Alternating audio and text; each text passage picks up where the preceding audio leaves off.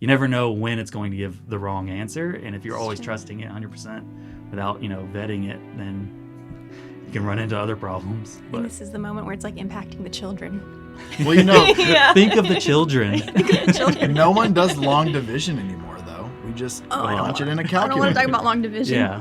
See? Yeah. See? I type in many a math problem in GPT and nobody does hand math equations anymore. It's always with the calculator. Yeah, so are we then hurting ourselves for the future of like if we That's why nobody knows how to tip 20%. Is this going to be the tip of our intellectual development as the human race? Is it like, well, this is as far as AI can get us now because we can't tell it anything new?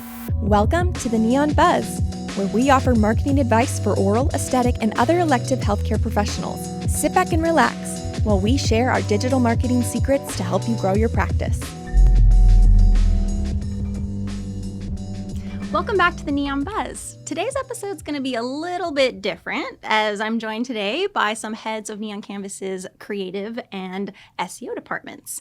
Today we're going to be discussing AI and the good, the bad, the ugly, why people fear it, why people love it, and the amazing things that it can do for your marketing while also being used as a tool. Today we're joined by Scott Moye. He is our creative director of our photo and video department, Emily Murrah, our SEO and communications director, and Curt Crocker, the creative director of our art department.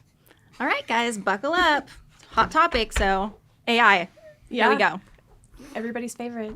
So to get us started today, I think we should go around the room and give a little bit about how each of you uses AI within your departments and the things that you create for marketing. So, Scott, you are on the hot seat. Right. We finally pulled you out from behind the camera. Yeah. So I guess for video, we're kind of like one of the more difficult ones for AI to do effectively and do well. But there's still a lot of, applicable things that we can use. One of the big ones that we do is for like voiceovers. So we use like a program called 11 Labs. It has a lot of preloaded ones. A lot of voiceover people can load up their own voices so that they can monetize, so they can get, some work off of that. And we can use say like ChatGPT or something to help, brainstorm some script writing and stuff like that. And then we can kind of fine tune it and then utilize that to generate fully, AI voiceovers. Another use for that is, say we had a shoot with a client and they did this perfect take, except they flubbed on one word. Mm-hmm. And so we could clone their voice in this software and just have that one word replaced. And that way we didn't have like a ruined take of like this other great content. And, we can just splice that in the edit and it's good to go. And wow, what'd you guys do before that? We would either just not use that take or we would try and steal a word from or sounds from other parts of the interview. So like if it was just say they messed up on the word but, that would probably be easier. But you would have to just pull that from somewhere else in the recording that they used it on. So it'd add like a chunk of time. Yeah, and the problem with that is a lot of times the inflex on the word is never the same. Mm-hmm. Like their tone, their energy level when they say it is never accurate to what they had. So a lot of times, even with the AI, that's still a challenge because, it's doing the best job it can to emulate the sounds that person's naturally making, but doesn't always work out. Do you use AI for like any kind of footage or any kind of motion graphics? Yeah, that was my question as well. We do have a team that can do some motion graphics, so we haven't extensively done that. I've been looking in recently just some plugins or AI programs that can help write scripts for our animators. So what that would allow us to do is like there's this common task that we would do every time. Again and again, we could seamlessly, create a script through like ChatGPT or something, and that would allow us to be a one button click instead of us having to like rewrite like a expression or something like that, which would be like almost like coding in the After Effects world. So that can be helpful. But as far as like fully, I know there's software out there that can, like, hey, drop this logo in here and say animate it, and it'll do something. But we like to like just get in there and put the details where they need to be on something that's as important as this brand's logo animation. I don't want to just say, let's just automate this real quick. If it's going to be something that's on every single video, I think you spend extra time to do it well. Mm-hmm. Can I ask about like VO3 I think that's what it's called. I've seen those videos everywhere, and the first like 5 days, like the experience was like, oh my goodness, this is crazy, I can do this. Next 5 days, it was like, okay, I mean, it's a little less exciting. And then now I'm like, okay, they all look the same. Is that your... I mean, yeah, I think everyone's excited whenever the new thing comes out, and it is a business model. I mean, the companies are out there selling their products, so they want you to be excited about it and they want to show off everything. I think the downside of it is it's so easily replicatable that once one person does it, the person who said, "Oh, I like that. I wish I could do that." Well, now they can, and so you see like one video, and then the next day there's millions of them because everyone can do the exact same thing. So it really just oversaturates, that idea out there. And so I think, keeping very genuine and, I guess original with your own content, or at least authentic with what you're doing, is always going to be valuable, and more so than just following like the latest trend of what AI can do. Now, using AI to, streamline your processes and make everything more efficient, like I was saying, with like scripting a task that you do every single day, is great, and it's definitely a time saver. But just jumping on like a bandwagon of like, oh, I'm going to do the exact same thing. I'm going to make Bigfoot run through my orthodontic office and do a blog in there. That would be it would be interesting. And then once every other orthodontist does it, it's not really that interesting anymore. But until they've done it, it's a social post idea. Yeah, no, for sure. I mean, I feel like that's going to be the next thing. We're going to randomly see it like next week. Yeah. Okay, Emily, I want you to run through, how do you use AI within your role? Yeah, so I guess I kind of wear two hats. So for the SEO side of things, that's kind of like content and search.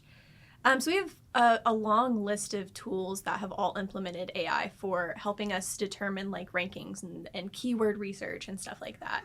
And they all have algorithms that have honestly been around for a really long time. Like, I would consider it AI, but it's not like the cutting edge, AGI approaching stuff that we're talking about now.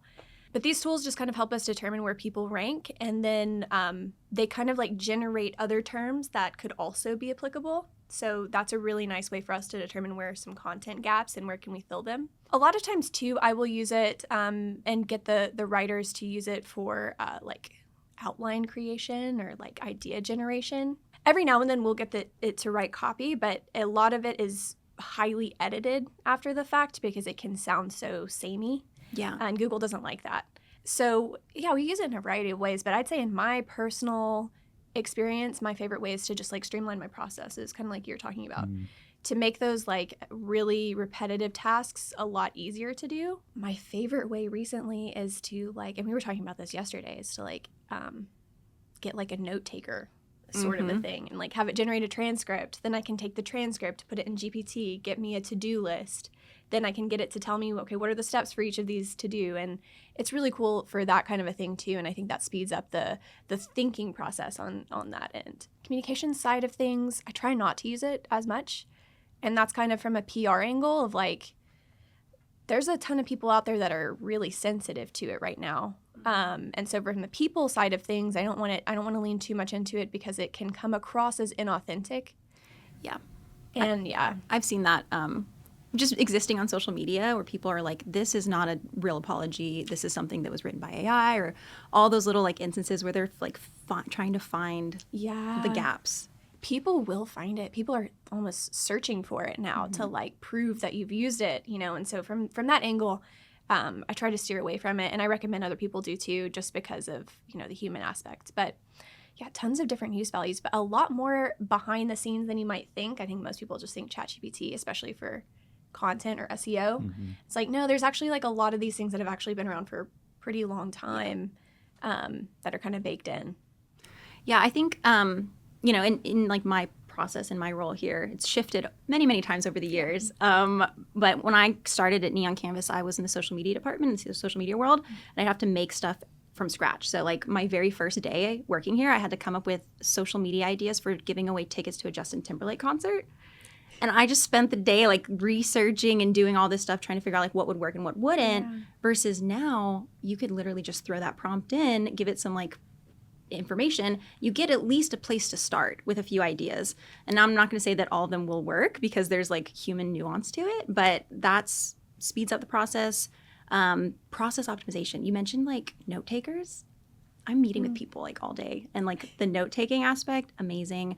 I think it's the thing we mentioned before of like it being a tool. It's speeding things up, and that's where it's sort of been like a lifesaver for me because, type A, as we were just talking about. I would write out a plan for like the whole year from blank page from scratch, and now I can do that so much faster. So, in my world, marketing operations, it's been a huge help. Mm-hmm. Let's kick it over to creative. So, Curt, how do you use it?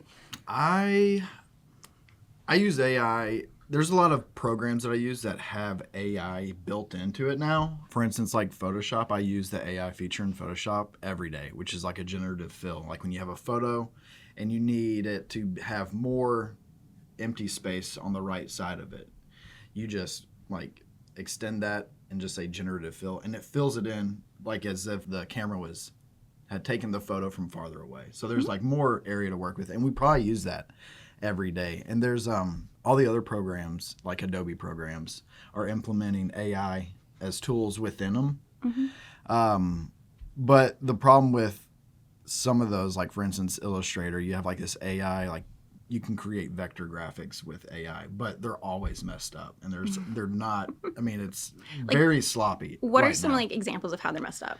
Well, let's say for instance, like stock sites, like stock websites, and you download a vector image on a stock site, it now is potentially AI generated. I saw one the other day that was a 4-leaf clover walking, like a 4-leaf clover mascot walking, and on his shoes, the buckle of his shoe was on the toe of his shoe. Oh. And so it's like a designer didn't do that. That was an AI generated mistake, Mm-hmm. But whoever uploaded it to this site, probably wasn't paying attention or cared.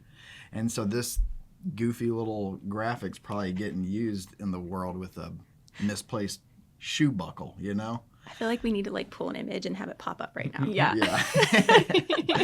And but also like I use it for like the idea generation. Like that's a big one, just going into ChatGPT and prompting it to like come up with 20 different ideas for whatever, and it just speeds things up so fast. And outside of like my day-to-day job, I'll use it for whatever. My wife went to Poland for work, and it was Mother's Day, and I was like, I want to send her flowers, but I have no idea how to get flowers to her in her hotel in Poland. So I was like, ChatGPT, my wife's in Poland, I'm in the USA, I need to send her flowers, how do I do it?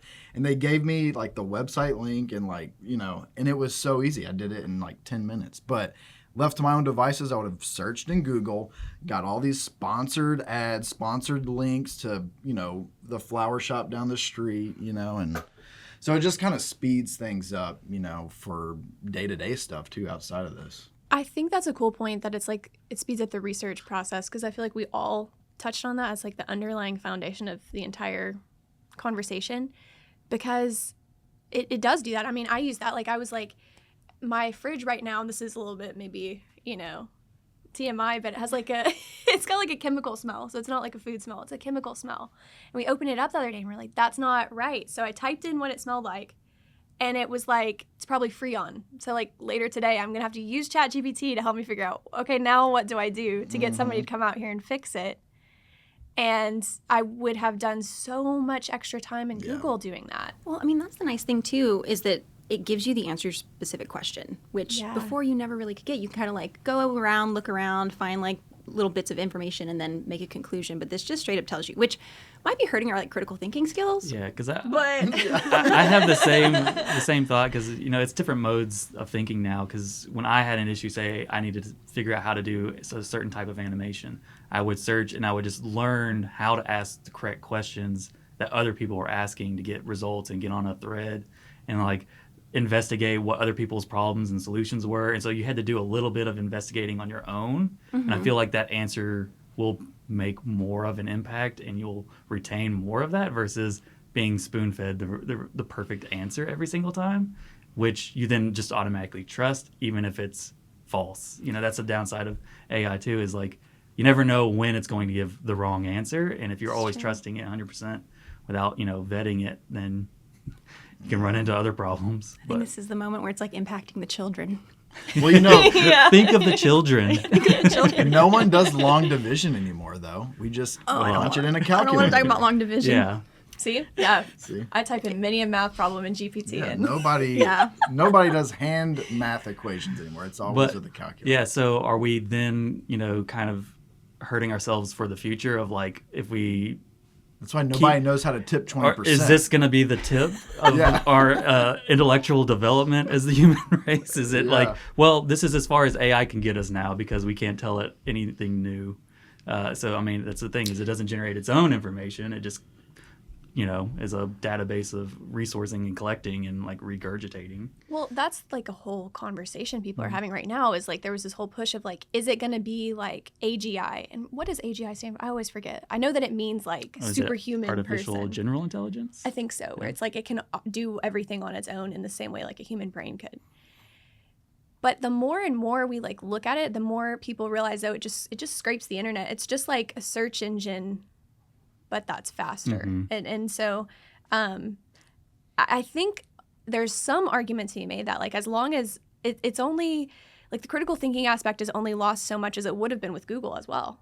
Like if you were learning what you search, you're probably going to retain it and then move forward with it and then kind of grow from there.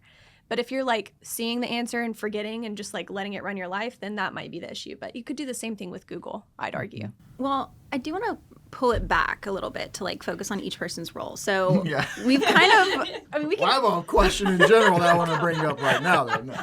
I mean, we could go on and on. Like, we could debate. I mean, but I do want to focus on, I know we kind of covered like how you guys all use it. So that's sort of covering like the pros of it. So unless you had a specific pro to add, but like what would you say are some of the like main pros and cons of AI as it relates to what you do individually? So for me, it speeds up these little things that I do in Photoshop and other programs. I mean, it's so fast. Like it's just like one click and it does it for me. And then clipping up backgrounds of photographs is super easy now. How long would it take before? Oh, if I had a photo of like an individual on not a white background, like say Scott with this curtain behind him, it would probably take me, I could probably clip them out by hand in Photoshop in maybe 15 minutes and it looked good. So maybe longer. But now you can just one click and get rid of the background. So you can do more during a day. Oh yeah, for sure. So that is a plus, being able to do that. The image generation and like these AI photos, some of them are great, and some of them, because we have these subscriptions for different websites, and within those websites you can prompt it and it can create images for you, which, it's like, I want like this light leak photo that has blues and yellows but a dark background. I want 20 of them.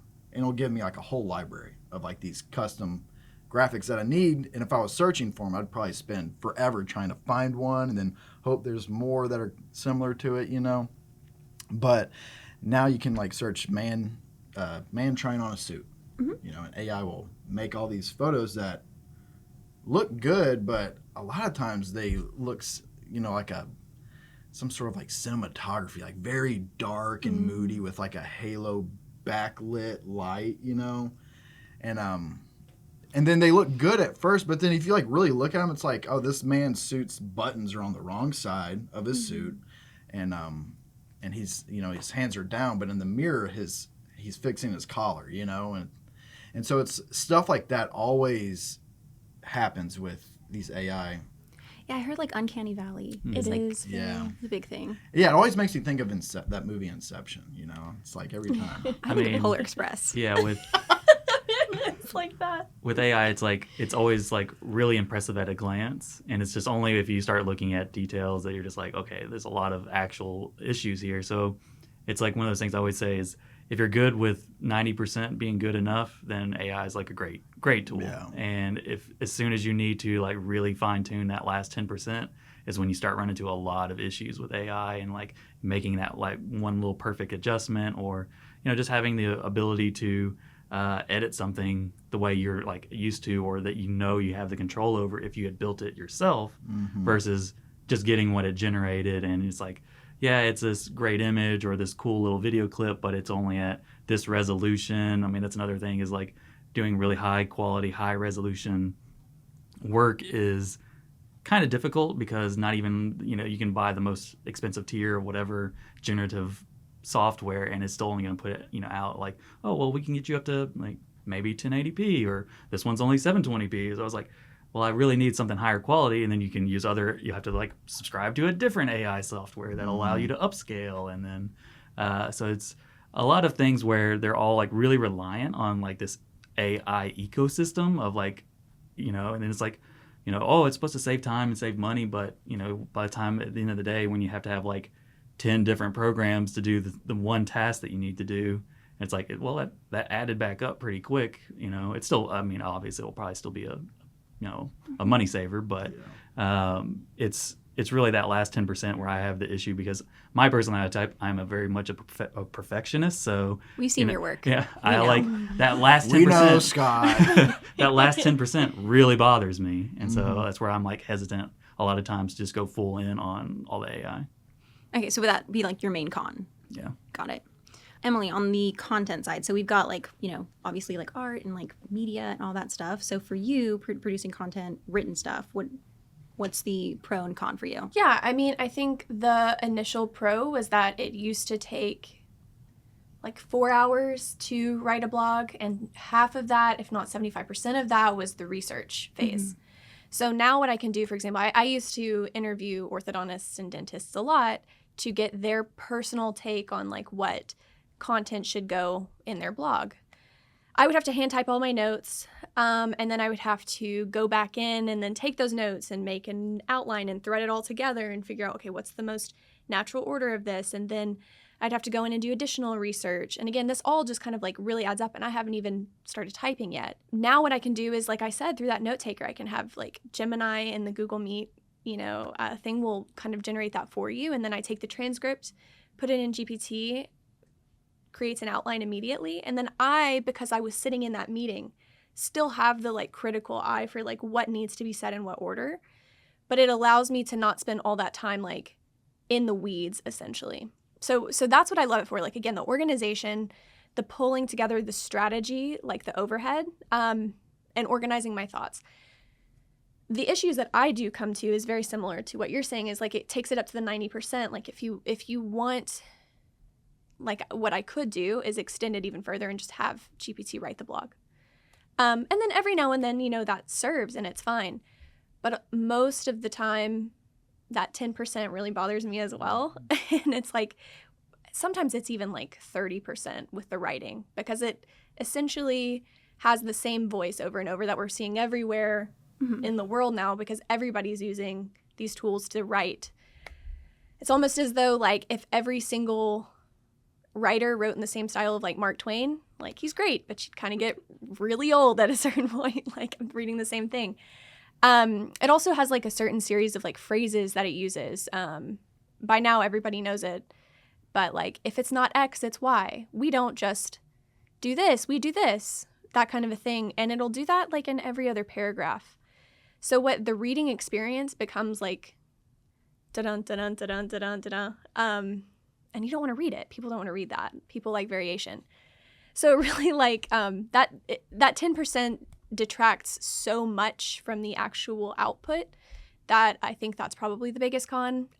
It's kind of why you want a writer behind that tool, using it to organize their process, but then they have the final say over what it sounds like. Another thing I want to throw out is like, I think most people have been using AI, many brands have been using AI for so long at this point that I picked up a Cards Against Humanity game the other day and opened up the like instructions.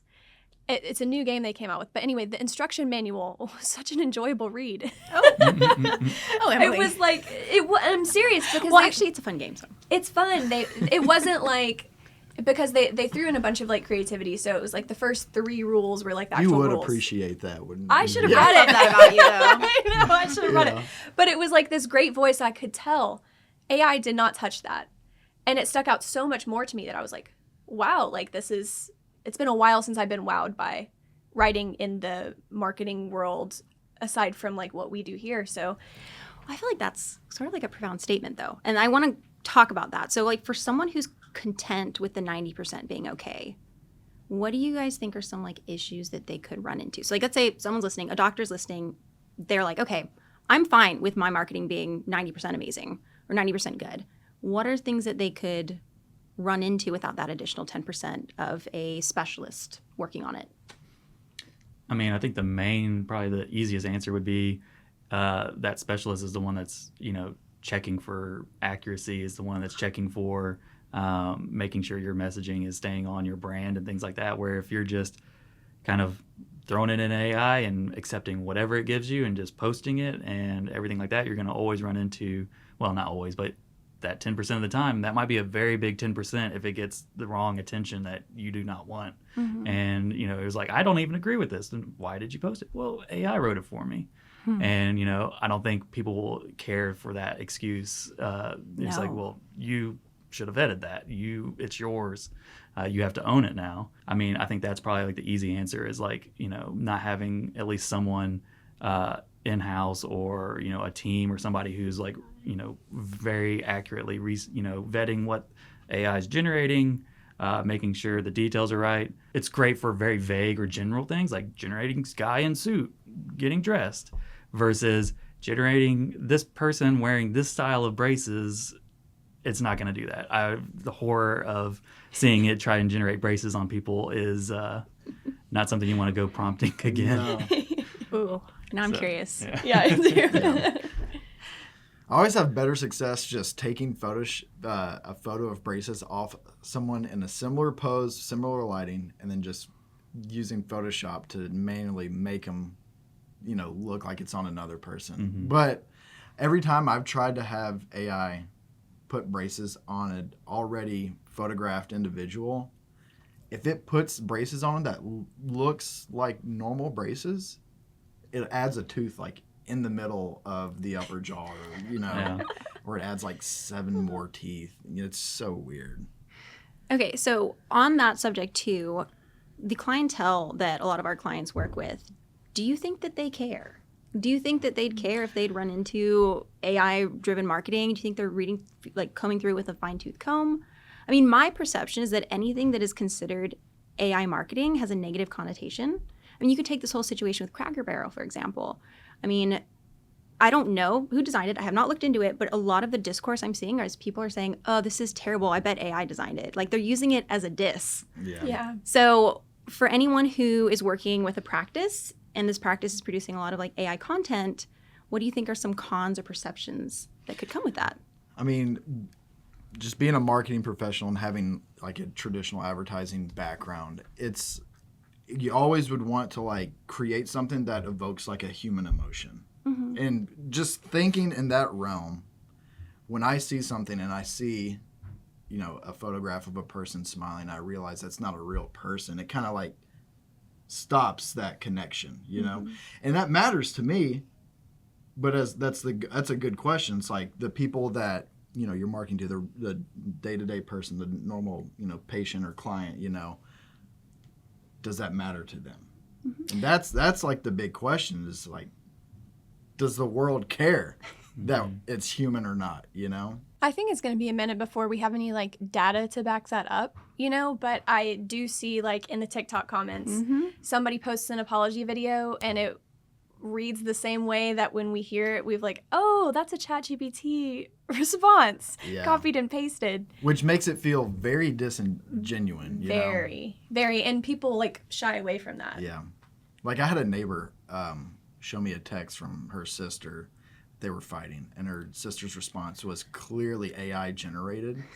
What? And it just infuriated my neighbor even more. It's like... Yeah. It's dismissive. Yeah. It's a like, little... oh, you don't really matter for me to really put in the work to respond. Yeah. I'll have this robot do it. Yeah. I mean, it's like, I think we've talked about it a few times. It's like when the world gets to the point where AI is writing everything and the other person on the other end, AI is reading it for everybody. And it's like, what's the point of having any messaging out there if, no human is actually interacting it at all at some point. And then it begs the question of where did the humans go? So the humans went more like personal. Mm-hmm. They went even more the opposite direction. I mean, if you're like doing all AI marketing, I was like, what are you really showing about like if we're going back to like very specific, like orthodontic related, or even medical related, if you're trying to promote your practice, if you're going fully AI, what are you really showing about you and your practice at that point?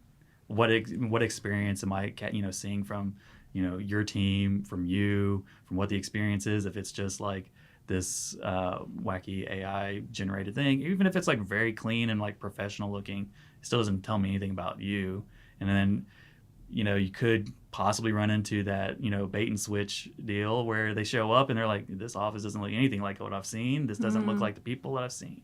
Yeah. It's like it could be perceived negatively once someone actually arrives and you're not making that connection with them. Yeah. I think that's like a good point too. There are just so many practices. Like something fun I do anytime I travel anywhere is I try to count how many dentists and orthodontists I pass, because it's like almost every corner. Yeah.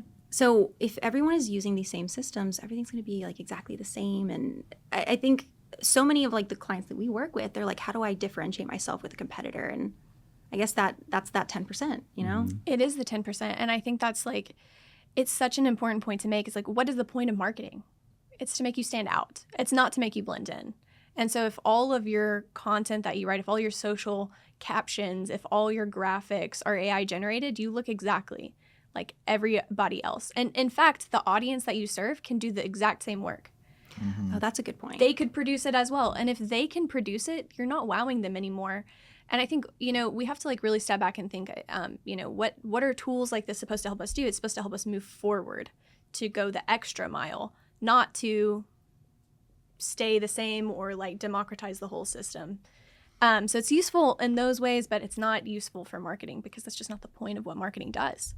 So I do want to keep the conversation moving. I want anyone who's listening to have some kind of practical takeaway of how they could be using AI and some things that maybe they should look out for as it relates to each of the products that you guys produce. So, what are some of the best ways that a regular person could use it? And then maybe a little like nuanced, be a little bit careful here. Because it's still great. It's still an amazing tool, and we do encourage the use of it as a tool. So give me your hot takes. I mean, I think it's a great tool for kind of brainstorming, research, idea generation. Say, give me 20, ideas, and then you can take those, and none of them may be the idea that you like, but it may spark like, oh, that's a cool way to go. So I'm going to go down that. So I think it's great for idea generation, but putting out like final output graphics, it could be problematic, and it's more than likely going to make some mistakes on the way. So I think AI is a useful tool, and it's especially useful when there's a professional using it that can notice these things that need to be fixed and make it something that's kind of personable, Mm-hmm. Yeah. I would say to build off of that, I think prompting is your like best friend. So getting better at prompting overall is going to help improve the output. So it's literally that whole like age old pearl of wisdom of like what you get in, what you put out. Or is that right? You get what you give. Get what you Cue the give. song. Yeah. Get in what you put out. It's the outro. You get what you give. So yeah, it's like that. You get what you give. So what you put in there is going to really help the AI direct its responses. So it's like kind of the opposite of Google. In Google, you kind of want to do like a caveman kind of question. This is like get as detailed as possible, because it's going to pull from all over the internet little bits and pieces to bring in the right answer for you. So like, I'm like doing a lot of like wedding planning right now. I'll literally tell it every single detail about the wedding, and my prompt will be like this long. And I will spend the majority of time just prompting, because the output will be so much stronger and it will be so much more detailed to like what I'm looking for. I also think it's a really cool way to find out like what other people kind of think about you, to get a litmus test. So for local businesses, when people search in AI, they'll often, it's going to pull your reviews. So if you want to get a good little AI snapshot of what are people saying about you in your like Google business profile, this is a good way to get kind of like that like litmus test. And it can help you determine, well, do I need to do some more like PR outreach? Do I need to ask for some more reviews? What do I need to change in my business? It's going to be able to help you kind of synthesize that information and then move forward from there and make business decisions. Yeah, I think that's a super helpful takeaway. Just like hopefully right now, anyone who's listening, stop what you're doing. Yeah.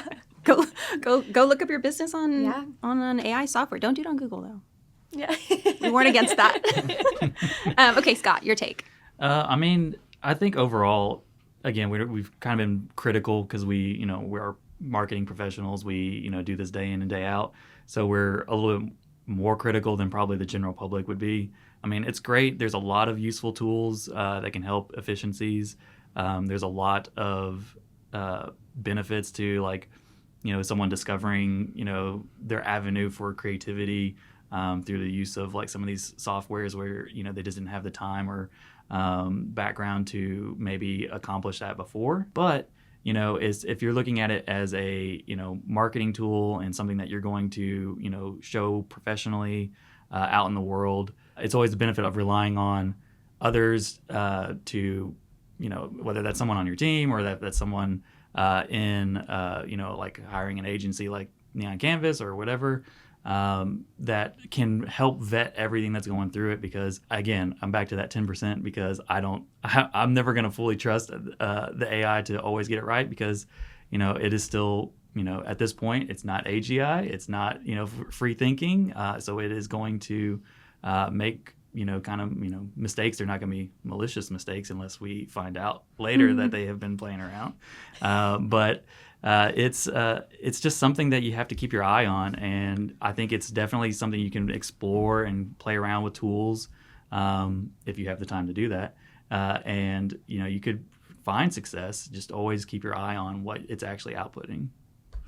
Yeah, I think that's like a really good point. And if I had to give like a takeaway just from seeing like the big picture of marketing and like all the practices that we work with, I think it's really important for practices to lean into the human side of what they're doing. So we work with a lot of service-based businesses. So they're still going to need to stand out in how they treat people, how they talk to people. All those different factors are really going to help differentiate in a world where everything is very similar and a lot of the stuff's like automated and like sort of like run by robots. So in a day-to-day practice, I think it's great to take anything that's organizational that you could automate that would literally just free up your time and give that to the robots, give that to AI to handle for you. That's like we talked about like meeting notes and things like that. So you're not jotting that stuff down. But, as this world evolves, as everything's shifting, like really, really hone into the fact of like what sets you apart and, dive into the marketing for that.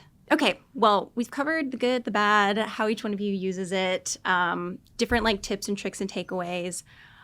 Final take here. What do you guys think is like the next phase of AI? This one doesn't necessarily relate to your departments, but I mean, is it about to be like the Terminator, Mitchell's versus the machines? Or do you guys see like the genuine benefit of AI within like the marketing world? I'm wondering when we're gonna lose the once everybody starts putting ads in it or having the sponsored result. Like you type in Google, like I was saying, my wife was in Poland. It's like if I type that into Google, how to have flowers delivered in Poland, I'd get Pew's Flower Shop right down the street pop up as the first link. Yeah. And so that's what I'm wondering is when that's going to happen, or if it can happen. Oh yeah, our Google Ads team's gonna be knocking on the door, being like, "Curt, be quiet." Yeah. Yeah, I don't know. I mean, I feel like it would lose so much of its value at that point because it is inherently supposed to be just like a quick answer machine. It's not supposed to be, I have to read through all of this. So I'm super curious about how that's going to work too. I think it kind of bleeds over into like search as well. It's like we are investigating like generative engine optimization, GEO. It's like the rival sister to SEO. And nobody really knows how it works quite yet, but we're getting closer every day. And I think we're trying to determine how much will people be using. And I think what we've learned so far is that people are using it for the research phase.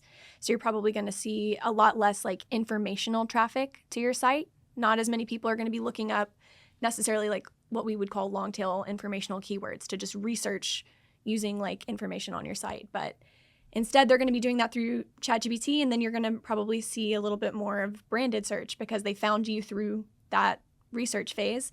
They liked you enough to say, all right, I'm going to go look at their Google business profile. I'm going to go look at their socials, and then they come directly to you. So that's going to be really interesting how that plays out, or if it continues to do that.